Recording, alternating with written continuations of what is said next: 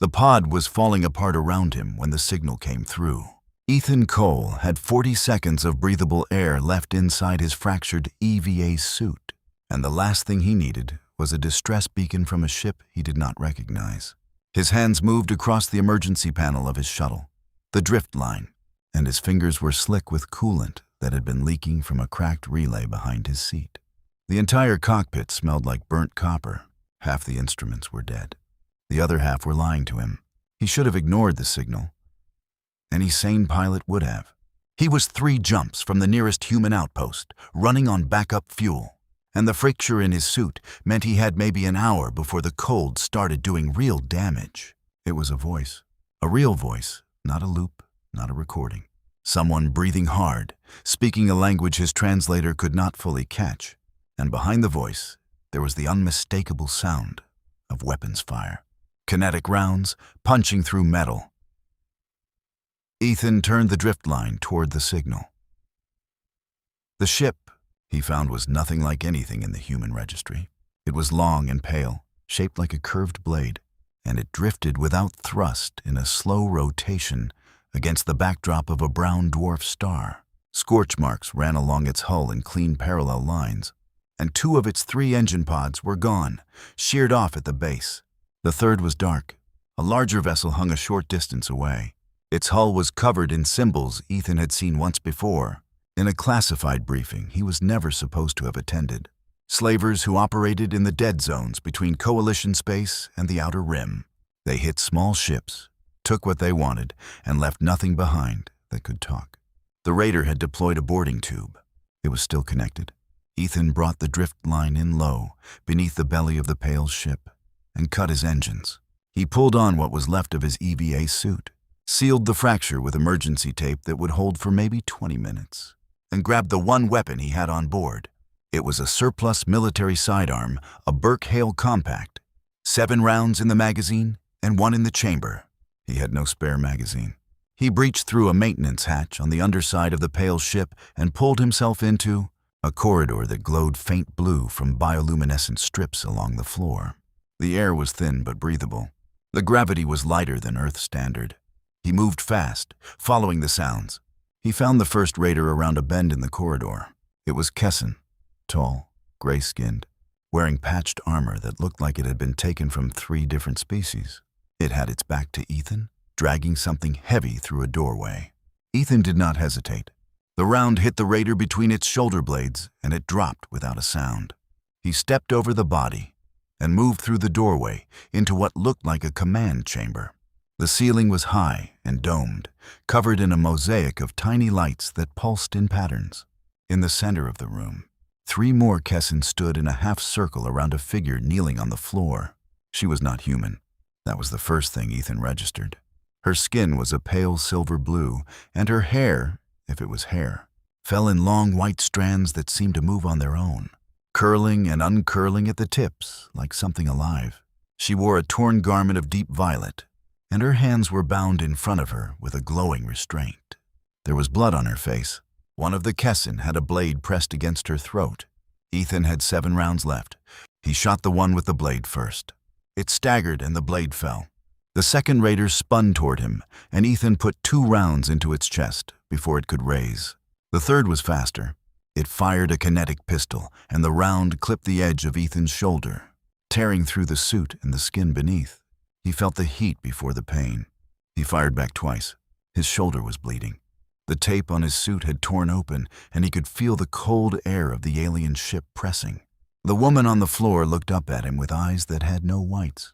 They were entirely violet, deep and luminous, and the pupils were horizontal slits that widened as she stared at him. The translator caught fragments. He knelt beside her and examined the restraint on her wrists. It was magnetic, keyed to a frequency he did not recognize. He pulled a multi-tool from his belt and pried open the casing. Inside were 3 wires. He cut all 3 and the restraint fell away. She was tall, nearly his height, and despite the blood and the torn clothing, she held herself like someone who was used to being in. She spoke again, and this time the translator caught more of it. Her eyes moved across his face, his suit, his weapon, and then to the 3 dead raiders on the floor. Something shifted in her expression. She reached out and touched the wound on his shoulder. Her fingers were cool and long, and when they made contact with his skin, something happened that Ethan could not explain. Not gone, but pushed back, like a sound turned down to a whisper. She pulled her hand away and looked at the pale gold residue on her fingertips, mixed now with his red blood. She said something the translator rendered as a question. Ethan looked at the doorway behind him, then back at her. "We need to move," he said. She stared at him for one more second. Then she picked up the fallen blade from the floor, tested its weight in her hand, and moved toward the corridor without looking back. They made it 30 steps before the ship shuddered. The lights in the corridor flickered from blue to red, and a low vibration ran through the floor. The raider vessel was still attached. More would be coming. She moved fast, faster than Ethan expected, and she knew the ship. She took turns without hesitating, ducked through narrow passages, and twice she stopped and pressed her hand against panels that opened hidden doors. Ethan kept up, but his shoulder was screaming, and the cold was settling deeper into his chest with every breath through the cracked suit. They reached a lower deck. The corridor here was wider, and the walls were lined with what looked like escape pods, each one a smooth oval set into the wall behind curved glass. She stopped at the third pod and pressed her palm against the glass. She turned to him. The translator caught her words clearly now, as if the device had been learning her language in real time. "This pod will take us to the nearest signal relay. From there, I can contact my people." "How long?" Ethan asked. She looked at him, at the frost forming on the edges of his broken suit. "You will not survive the journey in that condition." Ethan leaned against the wall. His vision was starting to blur at the edges. The cold was not just cold anymore.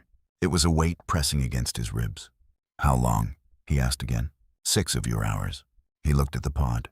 "Built for one person, maybe 2 if they did not mind being close." "Get in," he said. She did not move. "You will come with me. Your pod is not built for 2. She reached past him and did something to the interior panel. The pod hummed and its interior expanded, not by much, but enough. 2 narrow seats folded out from the curved walls. "It is now," she said. Ethan looked at her. She looked at him. The pod detached from the ship with a sound like a bone cracking and launched into the dark. Behind them, through the small rear window, Ethan watched the pale ship grow smaller. The Kessin raider was still attached to it. And as the distance grew, he saw the raider's weapons array begin to glow. They were going to destroy the ship. She saw it too. She did not look away.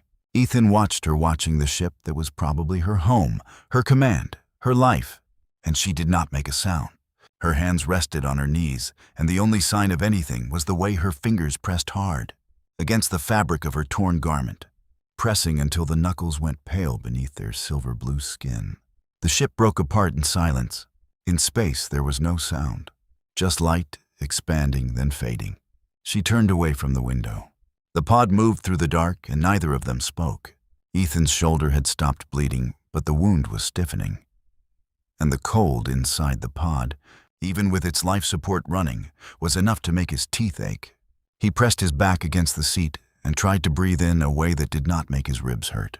Those violet eyes tracked every movement he made, every wince, every slow exhale.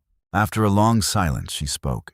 "Among my people," she said, "when someone saves a life, there is a debt that cannot be spoken about lightly. It is not a transaction. It is a binding." Ethan looked at her. "I did not save you for a debt." She tilted her head. The strands of white hair shifted and curled, responding to something. "I know," she said. They sat in the quiet hum of the pod. Stars moved past the window like slow rain. Ethan closed his eyes. He needed to rest. He needed to stop bleeding internally, if that was what was happening. He needed a lot of things that this pod could not give him. "What is your name?" he asked without opening his eyes. The translator worked for a moment. "I am Aelith Sovanar, second daughter of the ruling house of Velen." He opened one eye. She looked at him with an expression he could not read. "So you are what, a princess?" The translator struggled with the word, but she seemed to understand it from context. Ethan closed his eye again. She reached over and placed her hand on his wounded shoulder. The cold feeling dulled again. Something warm moved through the muscle, and the tightness in his chest eased by a fraction. He did not ask how she did it. He was too tired to ask anything. When he woke, the pod was decelerating. Through the forward window, he could see a structure, a relay station, old and battered but active. Lights blinked along its antenna array, and a docking port extended toward them like an open hand. Aelith had not slept. He could tell because her eyes were exactly where they had been when he closed his, watching him, and there was something in her expression that had not been there before. She had been thinking. The pod docked with a soft thud, and the airlock cycled. Aelith stood and moved to the console, and her fingers danced across controls that responded to her touch alone. A signal went out. A burst of compressed data in a language the relay station had probably never carried before. She turned to him. "My people will come. A ship will arrive within 2 of your hours." His shoulder hurt less than it should have. He looked at it. The wound was closed. Not healed, not fully, but sealed in a way that was not natural. A thin line of pale gold traced the edge of the injury, like a thread of light. "What did you do?" he said. She did not answer the question. "When my people arrive," she said, "they will be suspicious of you. Humans are not known in our space. Your species has a reputation for being unpredictable. You walked alone into a ship full of armed raiders with 8 rounds and a broken suit." Ethan leaned forward and rested his elbows on his knees. "Where I come from," he said, "that is a Tuesday." The translator could not parse the word Tuesday in context. Is that a unit of measurement for recklessness? Ethan did laugh then, and it hurt his ribs, but he did not care. She studied him again, like she was trying to solve a problem that did not have a formula. The relay station was quiet around them. Old machinery hummed in the walls. A display on the far side of the room showed the local star chart, and Ethan could see the brown dwarf they had come from, still glowing faintly at the edge of the screen. The wreckage of her ship would be drifting there now. He thought about asking her what she had been carrying, what the Kessin wanted, why a princess of a ruling house was flying a single ship through raider territory with no escort. He did not ask. She would tell him when she was ready, or she would not. Either way, it was not his ship and not his war. Except it was going to become his war. He just did not know it yet. The 2 hours passed. Ethan used the time to patch his suit properly using supplies from the relay station's emergency. He found water, a protein pack that tasted like cardboard mixed with regret, and a first aid kit designed for species that did not have his bone structure. He made it work. Aelith spent the time at the console, receiving transmissions. She did not translate them for him. Her expression grew more focused with each one, the strands of her hair moving faster, something beyond the attack. It came out of a fold in space that looked like reality peeling back at the seam, and it was enormous. Sleek and white and curved like everything her people seemed to build. But this one was armed. Weapons arrays lined its flanks like thorns on a branch. It dwarfed the relay station. A docking bridge extended and connected. The airlock opened and 6 figures stepped through. They were like Aelith, but taller, broader, and armored in material that seemed to shift color as they moved.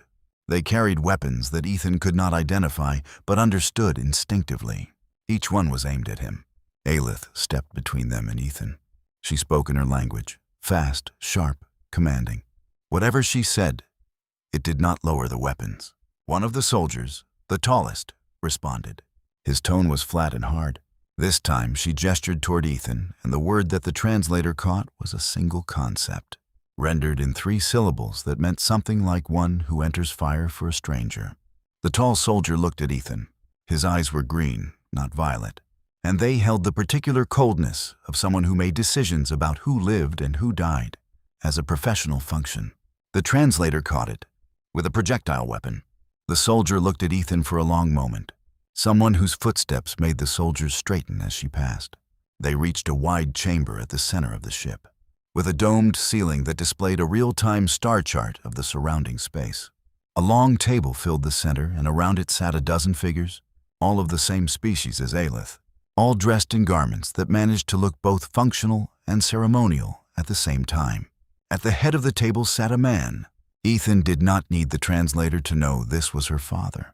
He had the same silver-blue skin, the same white hair, but his was short and swept back, and his eyes were not violet, solid gold from edge to edge, and they locked onto Ethan the moment he entered the room with a weight that felt physical. The She addressed her father in their language, and Ethan caught fragments. The human who came alone. Her father listened without expression. When she finished, he looked at Ethan and spoke in a voice that the translator rendered in deep. "You are the one who boarded a hostile vessel with no armor, no support, and no reason to intervene." Ethan met those gold eyes. He did not look away. "I had a reason. Someone was asking for help," Ethan said. The silence that followed was the kind that fills a space completely. Aelith's father studied Ethan for what felt like a very long time. Then he did something that made every person in the room shift in their seats. "Among our people," the father said, "there is no concept for what you did. We have words for duty, for obligation, for the defense of kin and territory. We do not have a word for a stranger who walks into death for someone he has never met." Aelith's father walked around the table. He was tall, taller than his daughter, and he moved with the kind of precision that suggested he had been a soldier before he was a ruler. He stopped in front of Ethan. "My daughter tells me you used 8 projectiles and killed 4 armed raiders in a ship you had, never seen before, while wearing a suit that was already failing." Ethan looked at him. "I had good motivation." Korath tilted his head in a gesture that was exactly like his daughter's.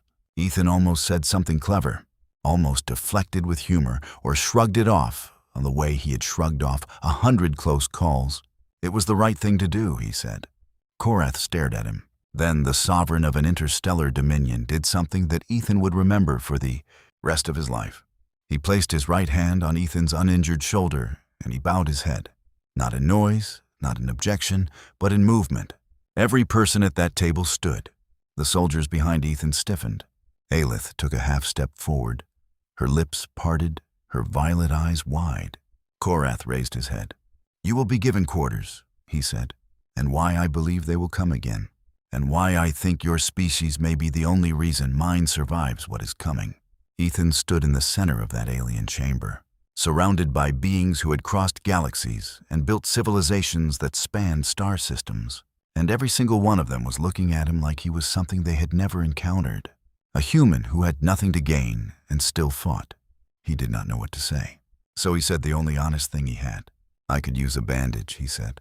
Aelith, standing behind her father, made a sound that might have been a laugh. It was the first time Ethan had heard her laugh. It changed the shape of her face entirely, and for a moment, just a moment, she looked like someone who had not spent the last several hours running from people who wanted to. "Put her in chains." Korath gestured to one of the attendants, and Ethan was led from the room. As he walked through the doorway, he looked back. Aelith was watching him. Her hair curled slowly around her shoulders, and her expression was the same one she had worn in, like she was solving a problem that did not fit any model she knew. Ethan turned away and followed the attendant down the luminous corridor. His lungs still carried the cold of his broken suit. He had no ship. Understand, by a sovereign who had bowed to him in front of his entire court. 3 rounds left in his sidearm. He followed the light. The medical bay was unlike anything Ethan had seen in human space. There were no beds in the traditional sense, just curved platforms that seemed to grow from the floor like the inside of a seashell.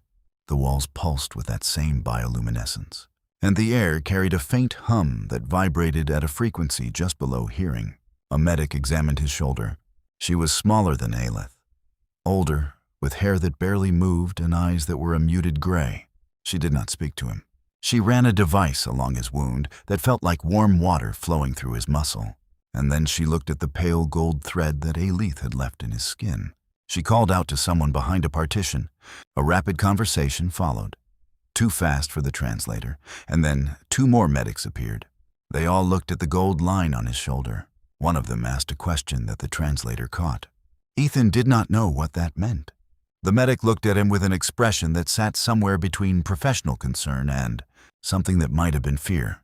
"The binding is a gift given only by the royal bloodline," she said. "It marks a debt." "What does that mean in practical terms?" "It means she will know when you are in pain. She will sense your direction, your distance, your general state of being." The room got very quiet. "How do I undo it?" Ethan asked. The medic looked at him as if he had asked how to undo gravity. "You do not," she said. "They healed him properly after that. Closed the wound, repaired the tissue damage from the cold, gave him something to drink that tasted like warm honey mixed with static electricity. He sat on the seashell platform and stared at the gold thread on his shoulder and tried to process the fact that an alien princess had accidentally or deliberately tied herself to him on a level that went beyond anything he had a framework for. He said, "Come in," forgetting that the ship might not respond to English. The door slid open and Aelith stepped through. She had changed her clothes. The torn violet garment was gone, replaced by something fitted and dark, a deep blue that made her silver skin look like moonlight on water. Her hair moved in slow, calm patterns. The blood was gone from her face. She looked at his shoulder. "They told you," she said. She stood in the doorway, and for the first time since he had met her, she looked uncertain. "I did not plan it," she said. "When I touched your wound, the binding happened on instinct. It is something my body did to save you. I did not choose it consciously." Ethan looked at her. She held his gaze. "You were dying," she said. "The cold was shutting down your lungs. Another 10 minutes, and you would have been gone. I did the one thing I could do to keep you alive, and I would do it again." The silence between them was dense. Ethan leaned back on the platform. "So a princess of the Velan Dominion is now permanently linked to a cargo pilot from Ohio."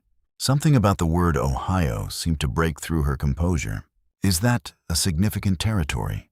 Ethan thought about the cornfields and the highway exits and the diner where he used to eat. Breakfast before dawn launches. "Very significant," he said. "We are known for our corn." She tilted her head again.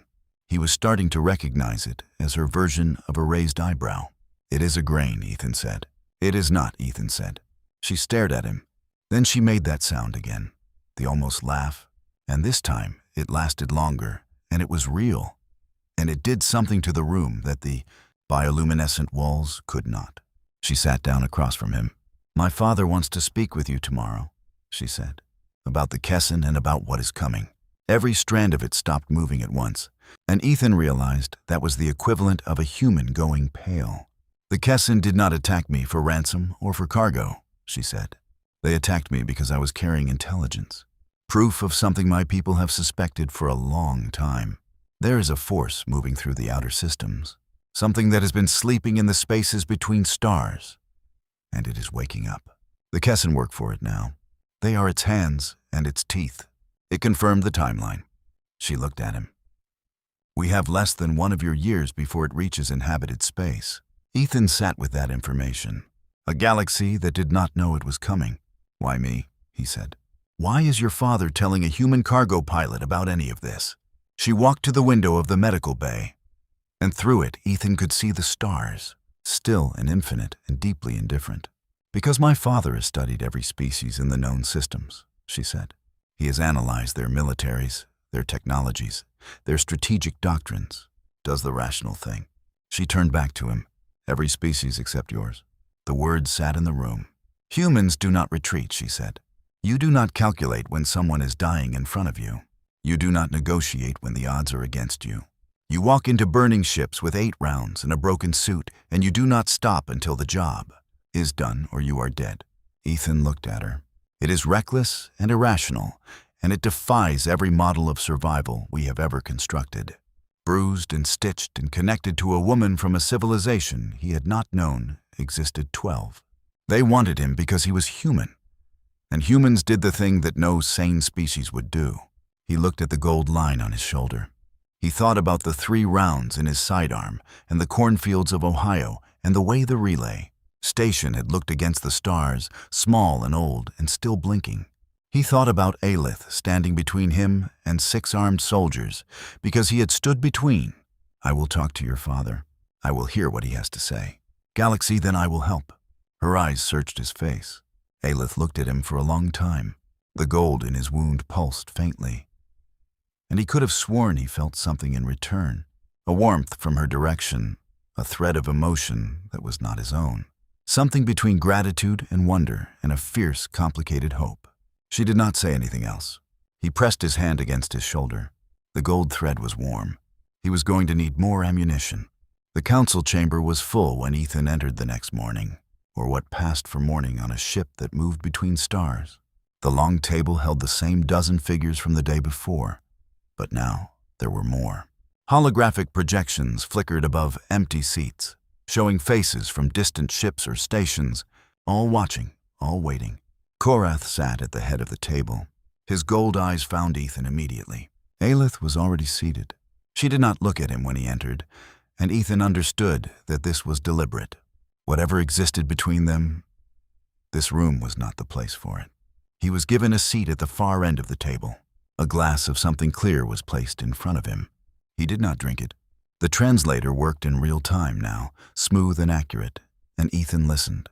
The entity, Korath explained, had no name that the Valen could pronounce. Their scholars called it the Silence, because wherever it moved, communication stopped.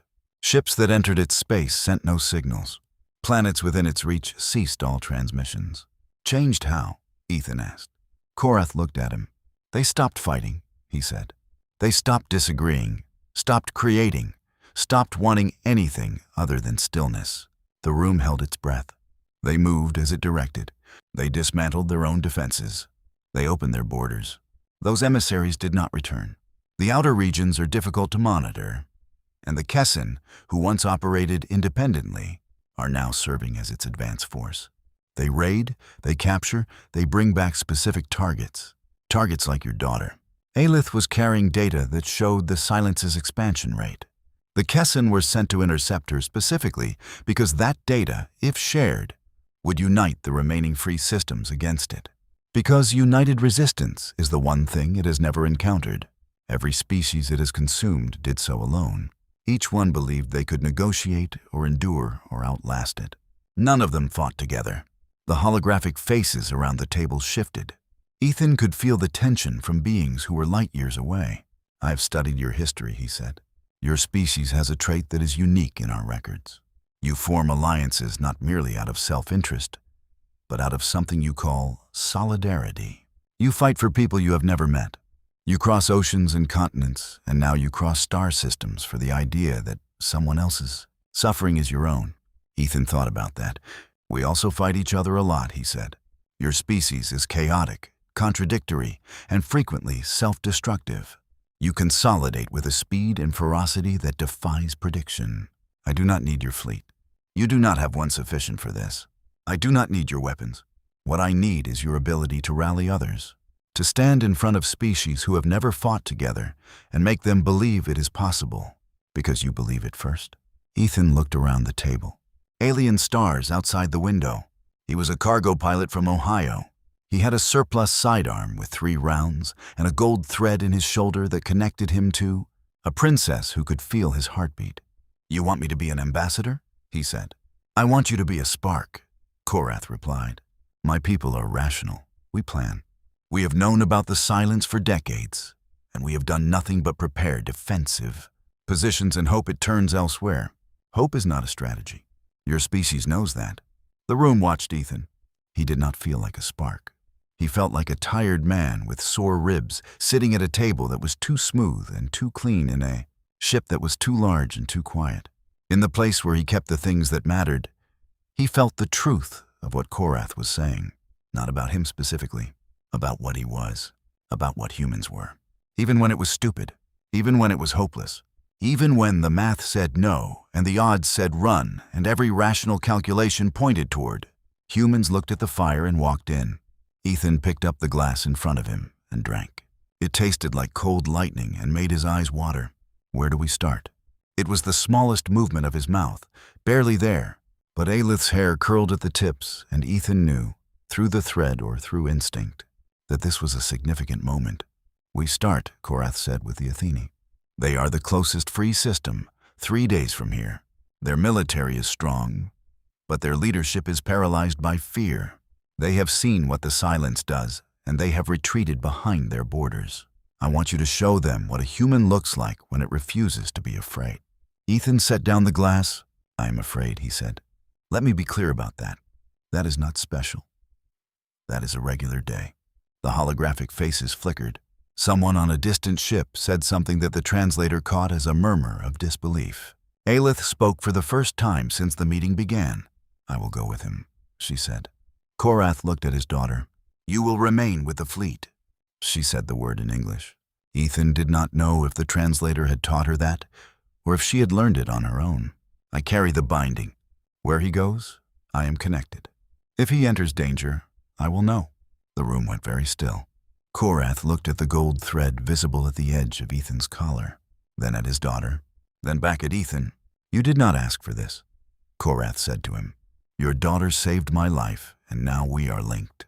I do not understand it fully, but I understand enough to know that splitting us up right now, with what is coming, is a mistake. Korath considered this for a long time. Then he nodded once. You will go together, he said. You will take a diplomatic vessel. You will carry the intelligence that Aelith was transporting. A human who walks into fire. Every eye in the room followed him. I am going to need more than 3 rounds, he said. Korath's mouth moved again, that almost smile. That can be arranged. The holographic faces winked out one by one. The chamber emptied until only Ethan and Aelith remained, standing on opposite sides of the long table. She looked at him across the polished surface. You did not have to say yes. Ethan shrugged, and the gold thread pulsed. Ohio was getting boring anyway. She walked around the table toward him, and her hair was moving in those slow, calm patterns again, and her eyes were steady. And there was something in her expression that he was beginning to understand, even without the specific hard-earned kind that only comes from standing in the worst moment of someone's life and not looking away. Thank you, she said. Ethan met her eyes. Do not thank me yet, he said. Thank me after we convince a room full of aliens that a species who invented the deep-fried butter. Stick is their best hope for survival. She blinked. What is a deep-fried butter stick? I will tell you on the way. They walked together out of the council chamber, toward the hangar, toward the ship that would carry them into the dark between stars, where an ancient silence was, spreading and a galaxy was running out of time. 3 rounds had become something more, a bond he had not asked for, a war he had not chosen, a princess who could feel his heartbeat from across a room. A cargo pilot from Ohio walked forward, because that is what humans did, even into the silence, especially into the silence.